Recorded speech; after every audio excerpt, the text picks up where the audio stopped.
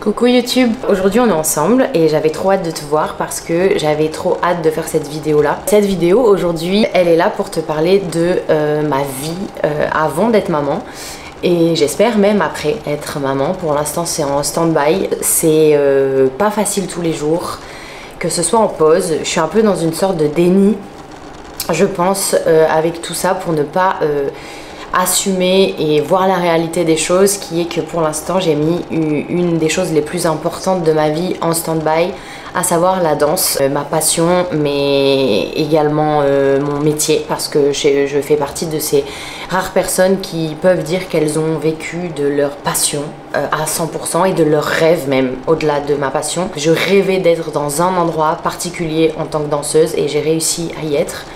Et cet endroit c'était le Crazy Horse. Donc si tu ne connais pas le Crazy Horse c'est ça.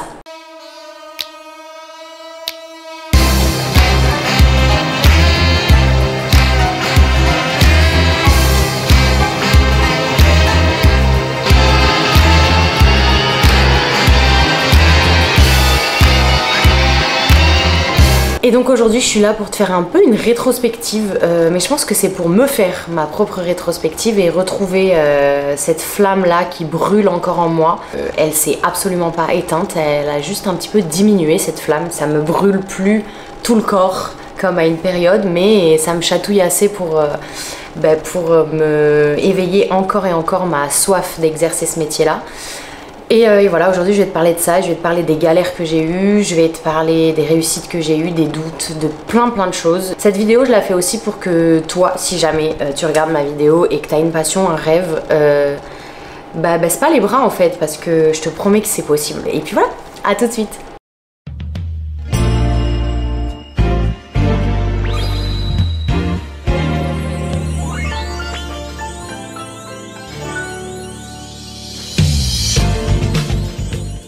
En fait ma caméra aujourd'hui c'est mon psy. En fait toi t'es mon psy aujourd'hui, tu vas m'écouter te raconter, parce qu'en fait je vais me faire, je pense pour la première fois depuis que j'ai dû mettre en pause ce taf, ça va être ma psychothérapie je pense. Du coup je suis devenue maman, j'ai appris que j'ai été enceinte au mois de juillet 2022. C'est pour cette raison là que j'ai mis en pause mon travail pour plein de questions logistiques surtout.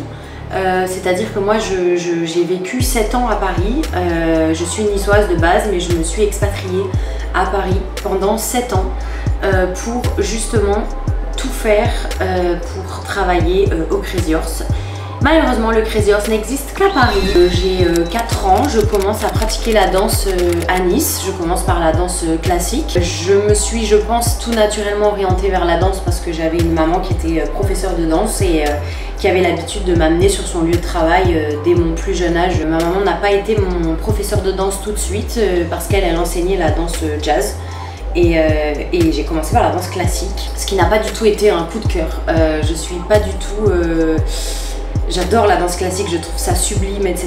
Mais c'était pas du tout fait pour moi. C'est pas là où je me suis le plus éclatée et c'est pas du tout là que j'ai compris que je voulais en faire mon métier. Ça m'a même presque un peu dégoûtée de la danse. La danse classique, c'était pas mon énergie. La danse classique, c'était trop strict. Et donc à 5 ans, j'ai commencé à prendre mes premiers cours de jazz avec ma maman. Donc ça a été à la fois très enrichissant pour moi parce que c'était ma maman, donc c'était trop cool. Je ne payais pas mes cours de danse parce que je les faisais dans l'école de ma maman. Et j'avais cette chance là de pouvoir prendre des cours en illimité sans jamais devoir les payer, donc c'était juste du kiff en fait à ce moment là pour moi. En tout cas je m'éclatais et j'avais ça dans le sang et dans le cœur quoi. Je ne voulais et pouvais pas faire autre chose que ça. Je n'ai jamais arrêté de danser jusqu'à maintenant. J'ai 30 ans donc ça fait longtemps. Et c'est fou le sourire que ça me donne rien que de parler de ça.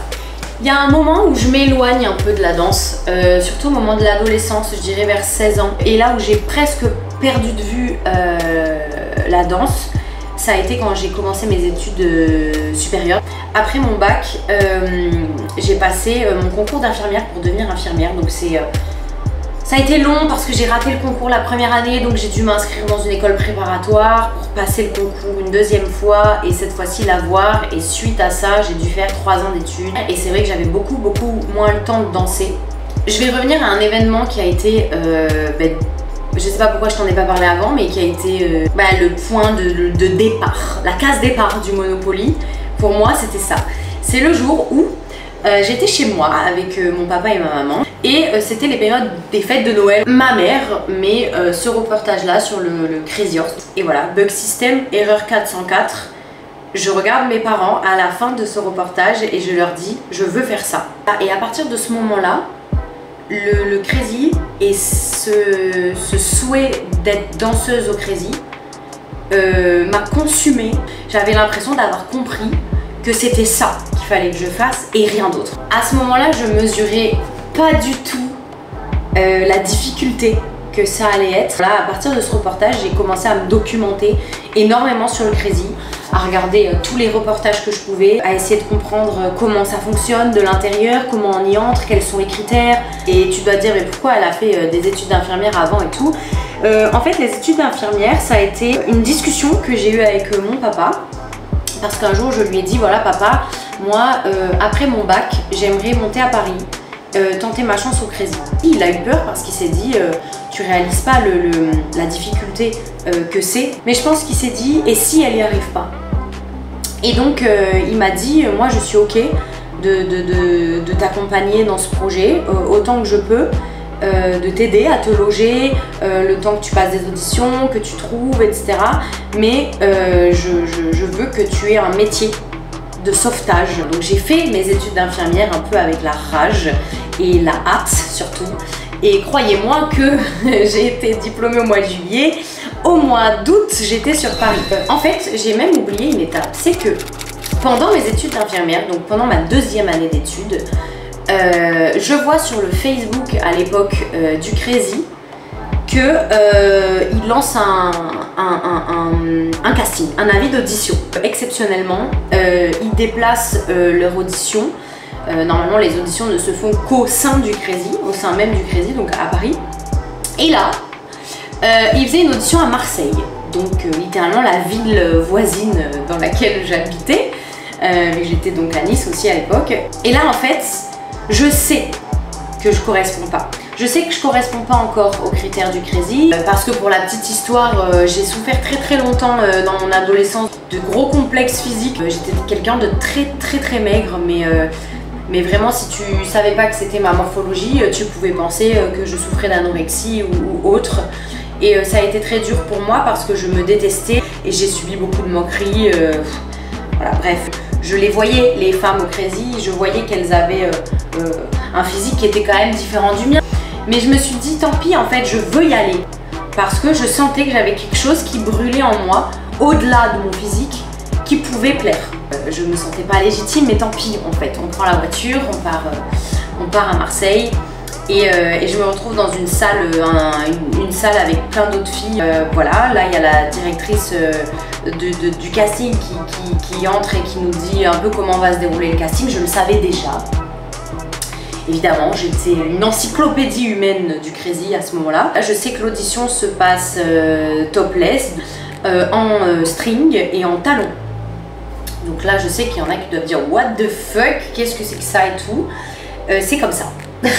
C'est comme ça. On est dans un cabaret où les filles sont dénudées avec des critères précis qui ont été instaurés depuis 1951 et que le Crazy honore à respecter encore aujourd'hui, plus de 70 ans après. Et c'est comme ça, l'institution était comme ça. Et à ce moment-là, quand tu es passionné par le truc et happé par le truc, bah, tu réfléchis pas en fait à est-ce que ça se fait, est-ce que c'est bon de s'infliger ça. Et donc je passe cette audition, que je m'éclate à vivre, j'oublie complètement que je suis à moitié nue.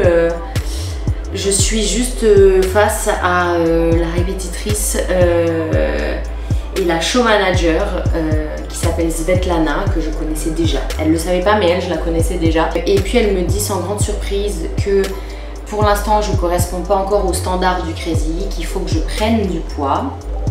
Mais de toute façon, à ce moment-là, je l'ai pas super mal pris parce que je le savais complètement et c'était de toute façon quelque chose que je voulais moi aussi. C'est le genre de réflexion sur nos corps qu'on a plus de mal à entendre, je pense, si on n'est pas d'accord déjà avec ce qu'on nous dit. Si nous, on est bien dans notre peau et que quelqu'un nous dit ça, ça peut effectivement créer des complexes. Alors qu'il n'y en avait peut-être pas de base, ça c'est grave. Mais dans mon cas, à ce moment-là, ça n'a pas du tout été perçu comme ça. Disons que je le savais, j'étais pas venue pour avoir un avis sur mon physique. De toute façon, j'en avais déjà un et pour le coup, ça tombait bien, on avait le même. Mais j'étais venue pour avoir plus un physique, un avis sur mon artistique. Elle me dit par contre, on veut te revoir, on veut absolument te revoir parce que t'as quelque chose, on veut pas passer à côté de ça. Bref, là, c'était la plus belle chose qu'on pouvait me dire en tant qu'artiste. C'est... Voilà, t'as quelque chose, on veut pas passer à côté de toi. C'était géant pour moi, c'était géant, ça m'a reboosté du coup pour plein de choses. Ça m'a reboosté pour mes études parce que je m'étais dit plus vite je l'ai fini, plus vite je vais entamer vraiment le projet de ma vie.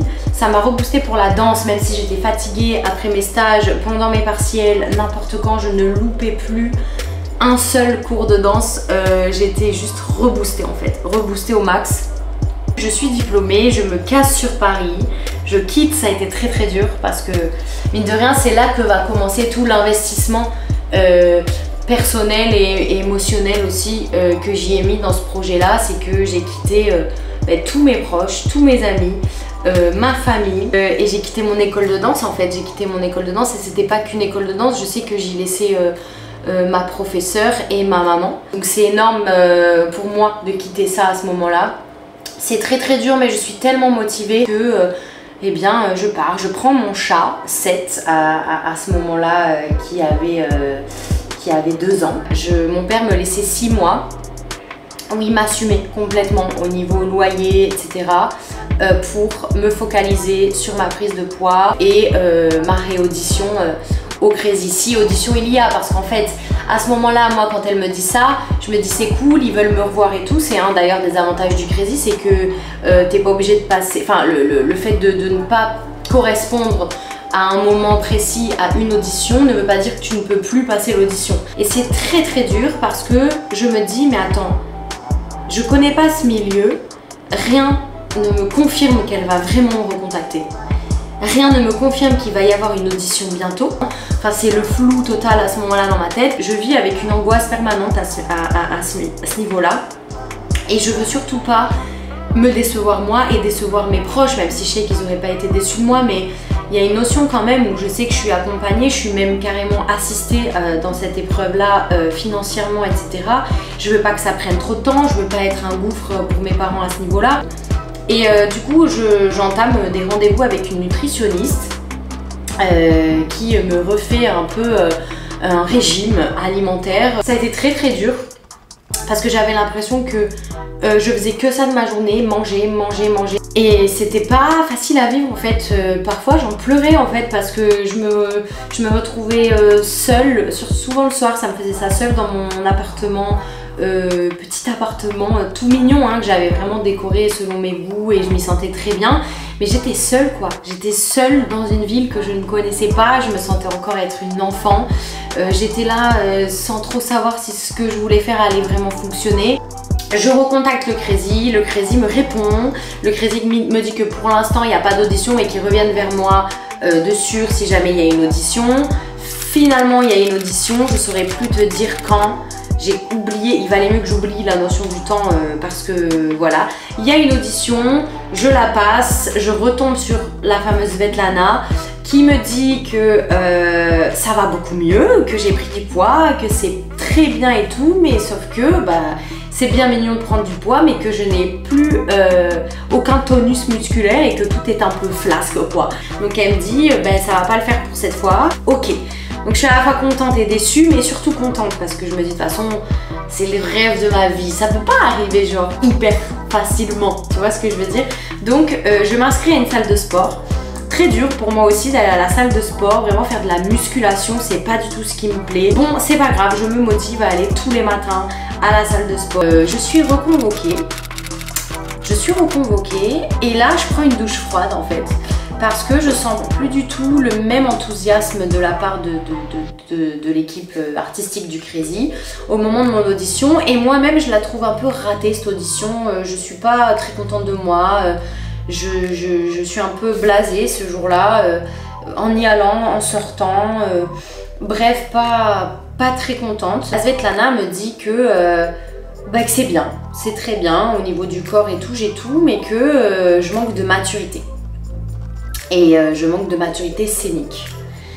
Donc là j'ai mal, à ce moment-là j'ai très mal parce que je me dis attends, c'était mon point fort jusqu'à présent et là je l'ai perdu, on dirait, j'ai eu l'impression de m'être perdue. Donc là je tombe un peu de 50 étages. Je me rappelle appeler ma mère en pleurs et en lui disant ça va jamais le faire, je vais jamais y arriver, j'ai fait tout ça pour rien, je regrette, enfin bon, j'étais très mal. Et elle me dit, Tamara, tu devrais passer d'autres auditions pour d'autres cabarets, tu vas pas passer ta vie à te morfondre et à attendre un signe du Crazy, mais au moins ça te fait rencontrer des gens, danser quand même, être payée pour être danseuse, exercer ton métier, ça te fait quelque chose sur ton CV et autant ça va t'apporter la maturité scénique dont tu as besoin, de te faire tes armes dans un autre cabaret et tout. Moi têtue et vraiment pas ouverte à la discussion, je m'énerve et en fait je vois ça comme si ma mère me disait gentiment arrête, le Crazy c'est pas fait pour toi, tu vois. Alors c'est pas du tout ce qu'elle me disait, mais moi je le perçois comme ça à ce moment-là et ça me tue de l'intérieur parce que j'avais l'impression que plus personne ne croyait en moi. Et puis finalement je me dis mais elle a raison en fait. Elle a raison. Là j'en ai marre en fait d'être un bon petit soldat du Crazy et de penser qu'à eux, de manger Crazy, dormir Crazy, vivre Crazy, stop. J'ai besoin de faire autre chose, j'ai besoin de faire mes armes ailleurs, elle avait entièrement raison. Je passe une audition pour le Paradis Latin, qui est un autre cabaret parisien. Ça n'a rien à voir avec le Crazy. Et à l'époque, c'était vraiment le cabaret des années 80 parisien, très kitsch, dans son jus, très mimi, des gros costumes, rien à voir avec l'esprit un peu calfeutré et discret et intimiste du Crazy, ça n'a rien à voir. Mais bon, pourquoi pas? Je me dis, écoute, j'ai envie de danser en fait, là c'est bon, j'ai envie de danser. Je passe l'audition, j'ai été prise de suite en fait, j'ai passé toutes les étapes, j'ai été prise de suite et j'ai été embauchée en CDD puis en CDI direct. Et j'y ai passé 2 ans. J'y ai passé 2 ans et j'y ai passé 2 ans extraordinaires. J'y ai rencontré des gens extraordinaires, notamment ma meilleure amie. Et en fait, j'ai adoré cette expérience. Ça m'a sauvée, ça m'a littéralement sauvée de moi-même, du Crazy.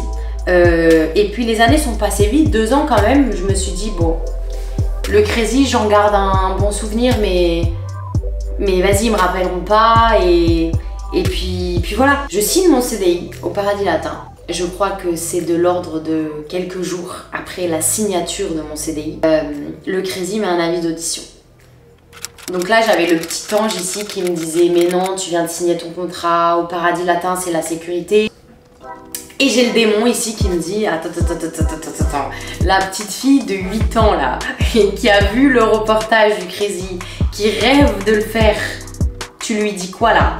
Tu lui dis arrête de rêver ?» Je vais à l'audition. Nous sommes 19 à passer l'audition ce jour-là. J'étais conditionnée, j'avais l'expérience scénique qu'il me fallait grâce au Paradis Latin. On n'a été que 2 à être retenus à la fin de la journée. On a été convoqués 2, donc une autre danseuse et moi qui d'ailleurs est entrée au Crazy en même temps que moi. Un petit peu avant. C'est très important l'histoire, cette histoire-là, qu'elle est rentrée un petit peu avant. On se retrouve face à la directrice artistique du Crazy que j'avais pas encore rencontrée et qui nous prend dans son bureau et qui nous dit écoutez, voilà, vous êtes mes 2 plus gros coups de cœur de la journée. On vous veut toutes les 2. Là, je me liquéfie de joie parce que je me dis oh my god, mais ça, genre ça y est. Genre, qu'est-ce que t'es en train de me dire là? Ça y est? Et en même temps, je panique parce que je sais très bien que je vais arriver au paradis en disant bisous, bye! Elle nous dit mot pour mot, je vous contacte, on a des départs là bientôt qui sont prévus au Crazy. Dans les jours qui viennent, je vous contacte, voilà, pour que vous veniez, voilà. Donc là, dinguerie, j'appelle tout le monde, je commence à comprendre pourquoi je suis venue, etc. Je vois dans sa story qu'elle met qu'elle, ça y est, elle quitte l'Australie parce qu'elle est australienne, parce qu'elle a été appelée par le Crazy, pour rejoindre la team. Et moi, je vérifie mes appels en absence à ce moment-là, mes mails, mais rien. Donc à ce moment-là, je vis dans un flou artistique terrible. Je commence à me bouffer le corps, à me bouffer l'estomac. Je commence à avoir de très forts maux de ventre, à être très malade sur une longue période de plusieurs mois. Enfin, bref, j'étais très mal et je comprenais pas. J'allais voir gastro-entérologue sur gastro-entérologue, médecin sur médecin. Je prenais traitement sur traitement, on me trouvait trop rien alors que je souffrais, j'avais l'impression d'être folle. J'avais pas du tout compris que c'était psychosomatique en fait et que je somatisais complètement mon état mental. Mon état mental se répercutait sur mon état physique. Je reçois un mail du Crazy. J'ai perdu la notion du temps, c'est dommage.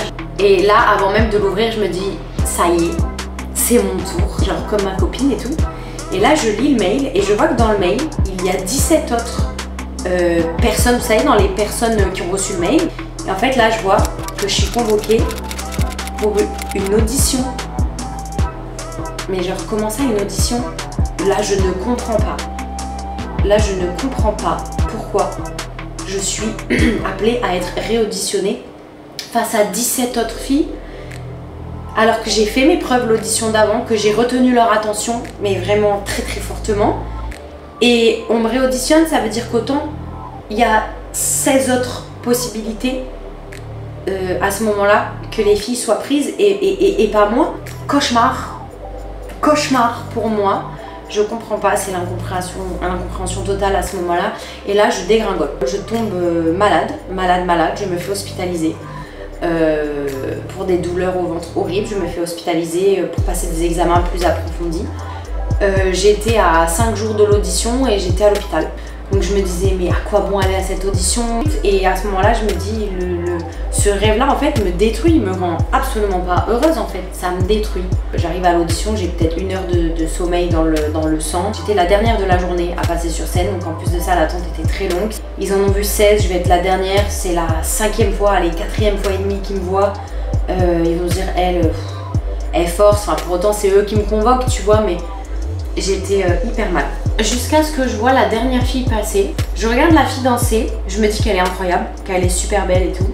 Et je me dis, aujourd'hui, je suis prise. Voilà, il n'y a pas d'autre possibilité. Et en fait, à partir de ce moment-là, la musique se lance, c'est mon tour. Je fais un show, mais je fais un show comme si j'étais danseuse au Crazy depuis 15 ans. Et donc je rentre chez moi et puis voilà, je sais pas. Je sais que j'ai tout donné, je sais que c'est ma meilleure audition de toutes celles que j'ai passées au Crazy. Je sais que je retournerai pas, que s'ils me rappellent pas ou que s'ils me disent que c'est mort, je fais mes valises, je rentre dans le sud et hasta la vista baby quoi. Pendant ce temps, je suis toujours malade. Un matin, je pars aux urgences. Je pars aux urgences parce que je n'en peux plus et je rêve qu'on me fasse une échographie ou quelque chose parce que c'est insupportable comme douleur. J'ai trop mal à mon ventre et ça va pas. Je pars, je prends le bus, pas bien, toujours aussi malade. Et mon téléphone sonne. Un numéro que je connais pas. Je décroche. Et là, je reconnais l'accent russe de Svetlana. Donc là, toutes mes douleurs partent à partir du moment où j'entends sa voix. Il n'y a plus de bus, il n'y a plus de gens, il n'y a plus de ville, il y a, je sais pas, un grand nuage et moi au milieu. Elle me dit, je suis désolée de te déranger, je t'appelle pour par rapport à la dernière audition que tu as faite au Crazy. Elle me dit, écoute, je suis désolée de t'apprendre que tu vas devoir passer beaucoup de temps avec nous parce que tu es prise pour être danseuse au Crazy.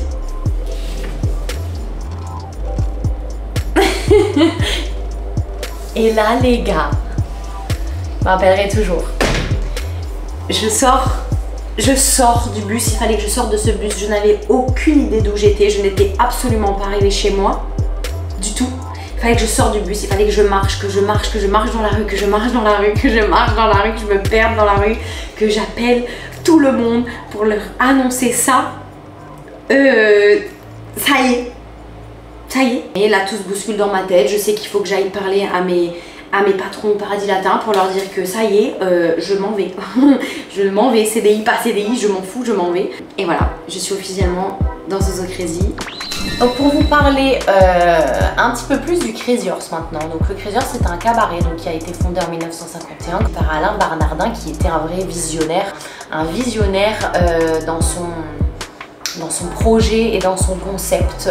Voilà, lui voulait créer un endroit où la femme était le centre de l'attention sans pour autant être une femme objet. La femme est au centre de tous les regards mais la femme est la chef de ce lieu en fait et elle a tous les droits et elle a surtout le droit fondamental d'être respectée, d'être regardée mais surtout pas touchée, qu'on n'a absolument pas le droit d'être touché. Le Crazy Horse même dans son architecture a été conçu et imaginé de façon à ce que les couloirs des femmes ne soient pas empruntés par les hommes parce qu'il y a évidemment des hommes au Crazy, notamment le personnel de restauration, les serveurs, etc. Il y a des couloirs spéciaux que seules les danseuses ont le droit d'emprunter. C'est cool pour nous en fait parce que nous, il faut pas oublier qu'on est chaque soir nu sur scène. Je reviendrai sur la notion de nudité plus tard. On est nu sur scène chaque soir et puis c'est pas parce qu'on est danseuse et peut-être y a des gens qui vont se dire, ou même toi peut-être tu te dis ouais mais vous êtes danseuse, vous avez des corps, des jolis corps, vous êtes jolie donc être nue c'est pas un problème. C'est complètement faux. Être nu c'est un problème. Être nu c'est un problème parce que être nu c'est être vulnérable et t'as pas envie d'être nu quand tu vas pas bien, quand t'es triste, quand tu te sens pas bien dans ta peau ou dans ton corps ou n'importe en fait, ou t'as pas envie d'être nu. La nudité c'est pas facile mais ce qui m'a plu moi en tout cas, après je pense que si tu demandes à mes autres collègues du Crazy ce serait à peu près la même réponse, mais ce qui m'a plu moi dans cette mentalité au Crazy c'est que t'es nu. Mais tout est fait au Crazy pour que et toi et le spectateur oublient cette nudité et que ce soit un autre message qui soit véhiculé que juste regardez-moi je suis nue. Vraiment la nudité est un prétexte au Crazy et n'est pas du tout le sujet en fait. Et je pense qu'il n'y a que ce cabaret là qui a pu me faire passer ce cap d'accepter la nudité. Alors tu vas te dire comment tu fais du coup à faire la distinction de ta vie et du Crazy. Il y a un truc qui moi m'a beaucoup aidé et qui je pense aide tout le monde au Crazy, c'est le changement d'identité. Quand je dis changement d'identité, on n'oublie pas du tout qui on est, mais au Crazy, la coutume c'est que les danseuses soient renommées, qu'on leur redonne un prénom et un nom de famille. On te donne un nom d'artiste. Toujours de la même manière, on est baptisé, on appelle ça un baptême, on est baptisé le soir même de notre première, avant même qu'on fasse notre premier numéro sur scène. L'équipe artistique du Crazy se rend sur scène pendant que le rideau est encore fermé et nous annonce le nom de scène qu'ils ont imaginé pour nous. Donc pareil, ça c'est des questions qui reviennent souvent. Est-ce que c'est vous qui proposez des noms de scène? Est-ce que c'est vous qui les choisissez? Pas du tout. L'équipe artistique du Crazy passe un temps fou à nous observer pendant qu'on est en formation, à observer qui on est, à notre personnalité, notre vie, notre passé. Elles nous posent beaucoup de questions, elles apprennent à savoir un peu qui on est, etc. Et elles forgent en coulisses un nom de scène qui pourrait au mieux se rapprocher de qui nous sommes. Mais je sais pas comment t'expliquer, ça fait toutes ces petites choses qui ont perpétué dans le temps depuis 70 ans, font qu'accentuer l'aspect un peu mythique, mystique, mystérieux, tout ce que tu veux de ce lieu et qui moi m'a plu et m'a happé en fait, m'a attiré en fait. Je me suis dit qu'est-ce que c'est que ce monde, qu'est-ce que c'est que cet univers. Moi aussi je veux connaître mon nom de scène, je voulais absolument connaître mon nom de scène, je m'en suis imaginé des millions et des milliers et des milliards. Finalement j'ai eu un nom de scène qui n'était pas du tout ce que j'avais imaginé et du coup on va en venir à mon nom de scène à moi. Donc moi ils m'ont renommé Coco Vanille. Le prénom Coco a deux significations pour eux. La première signification étant que quand je suis arrivée au Crazy, ils m'avaient dit que je leur faisais penser à Coco Chanel dans sa jeunesse, quelqu'un d'élégant, je cite leur terme, hein, quelqu'un d'élégant. Le coco c'était d'une part pour ça, et il y a un côté un peu plus fun, c'est que le coco c'était pour le fruit, la noix de coco, parce que mes fesses, la rondeur de mes fesses leur faisait penser à 2 noix de coco, c'est véridique. Hein. Donc du coup, le coco va très bien avec le vanille qui suit. Donc le vanille, au début j'ai eu du mal à l'accepter, j'étais un petit peu déçue, parce qu'en fait vanille c'est mon vrai deuxième prénom dans la vie, je m'appelle Tamara Vanille. Et ils l'ont su et ils se sont dit c'est trop bien comme nom de scène de garder Vanille parce que ça ira très bien avec Coco. On a une maman qui manque à son bébé. On parle du crazy. Tu veux écouter? Bon, on continue avec bébé Love qui a besoin de maman. On va lui donner sa position favorite, celle qui me fait très mal à l'épaule. Donc du coup ils m'ont renommé Coco Vanille pour cette raison-là. Et finalement j'ai appris à accepter que Vanille c'était le prénom que voulait me donner ma maman. Et du coup pour moi c'est une façon de remercier ma mère pour tout ce qu'elle m'a apporté en tant que danseuse notamment. Et de porter le prénom qu'elle aurait aimé que je porte au Crazy finalement. Je trouve ça trop bien en fait. Voilà ce que c'est d'être maman. Je reviens avec une tache de bave ici. Est-ce que je vais me changer? Non, bien sûr que non. Donc voilà, mon rêve se concrétise. Je suis tous les soirs danseuse au Crazy. Mon travail consiste à me rendre au Crazy Horse, descendre dans ma loge, me maquiller, me faire jolie, enfiler mes petits costumes, réaliser mes numéros sur scène et rentrer chez moi. Et je suis payée pour faire ça. Je peux pas rêver mieux. L'organisation au Crazy est faite de sorte que pendant ta formation, on t'apprend seulement les numéros de groupe et ensuite on peut t'octroyer des solos petit à petit et j'ai eu mon premier solo très rapidement. Un solo qui s'appelle Undress to Kill qui est vraiment incroyable parce que c'est le seul solo du spectacle qui n'est pas dansé. Et entre temps j'en ai eu d'autres et mon dernier solo qui m'a été donné c'est un numéro qui s'appelle Crisis What Crisis que j'adore aussi. C'est un effeuillage d'une femme qui joue le rôle une femme d'affaires en fait qui travaille dans la bourse et qui se rend compte que rien ne va, que tout chute, que les chiffres sont en chute, etc. Et qui pète un câble et que pour aller mieux, il faut qu'elle se déshabille parce que ce chignon la serre, cette jupe l'oppresse, c'est trop, ces lunettes ça la gêne. Ah, ça y est, elle est toute nue, elle va mieux. Et en fait c'est un simple numéro de défeuillage, vous me direz, mais justement le challenge aussi dans ce numéro là pour la danseuse c'est de ne pas le rendre qu'un numéro de défeuillage lambda, mais de le rendre un peu second degré. Moi c'était vraiment mon délire de jouer le second degré, de montrer que ok, on est là, on est super sexy, on a des hauts talons, on est vraiment sublimé, mais vas-y on rigole un peu. C'est tout ce que j'ai voulu faire et en fait je me rends compte maintenant que c'est de côté et en stand-by, c'est que maintenant que je me rends compte la chance que j'avais. J'ai complètement survolé ma vie au Crazy, j'ai pas réalisé que j'étais danseuse au Crazy en étant danseuse au Crazy. J'ai réalisé que j'ai été danseuse au Crazy en le quittant. Et c'est très dur, c'est très dur parce que ça me manque beaucoup. Merci d'avoir regardé cette vidéo, c'était un bonheur et à la fois un petit pincement au cœur de la faire. J'espère qu'elle t'aura plu. Si tu veux me soutenir, n'hésite pas à t'abonner, commenter, liker cette vidéo.